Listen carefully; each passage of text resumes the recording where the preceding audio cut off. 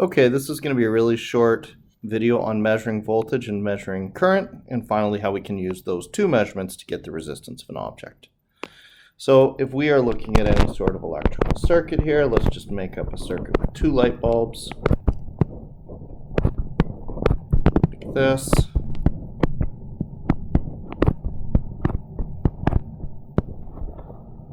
And we want to measure the voltage across anything in this circuit. Let's say we want to measure the voltage across this light bulb right here. We're going to use a voltmeter. That's the name of the thing. The symbol we use when we when we're showing where a voltmeter go is a V with a circle around it. And then we're going to take the two wires that we attach from the voltmeter. We're going to put them directly on either side of the device that we're measuring.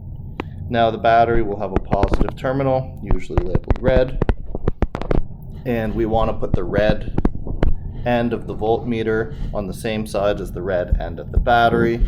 But the truth is, and then this one will be black, but the truth is if you get this red and black backwards, if you put black on the top for example, it's just going to read a negative voltage. That's not really a problem, you just know that you need to switch your wires.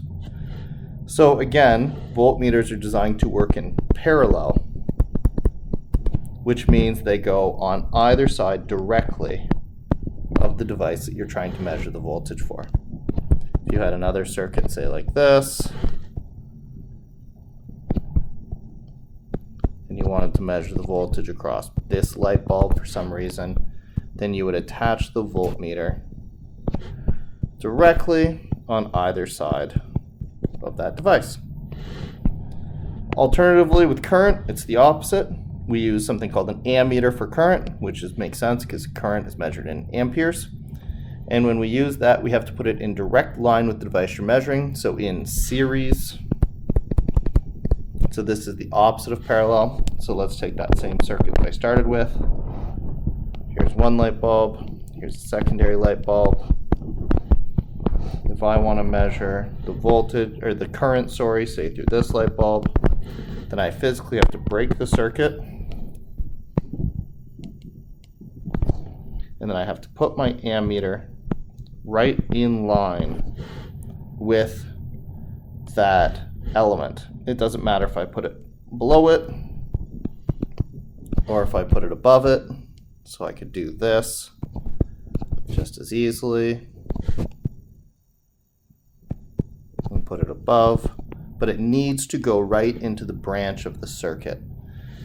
Again, this will have a positive, and there's a red on this side that is positive as well. And ideally, if you put that towards the light bulb or towards the side of the ammeter that's towards the red side of the battery, it'll give you the positive reading. But just like I said with the voltmeter, if you accidentally put it in backwards, all it's going to do is tell you a negative current instead of a positive current. So all you got to do is flip it around.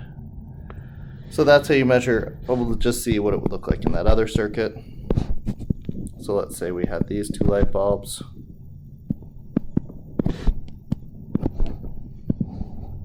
And for some reason we wanted to measure the current in this light bulb. Then I just carefully disconnect the circuit and put the ammeter directly into the circuit. So one of the ways to remember this is if I'm doing voltage, I do not disconnect the circuit.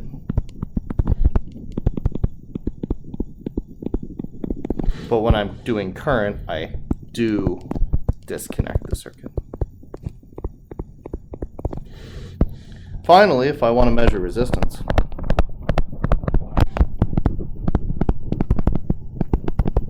some multimeters will do this for you directly, but the easiest thing to do, if we remember, is that voltage is equal to current times resistance. If we measure the voltage and we measure the current, we can use this equation to calculate resistance. So we don't really measure resistance directly. We measure the current as it responds to a specific voltage, and then we use Ohm's law to get the current. So that's how you use a voltmeter, that's how you use an ammeter. And hopefully in class you're going to get an opportunity to use these two things and see how it works.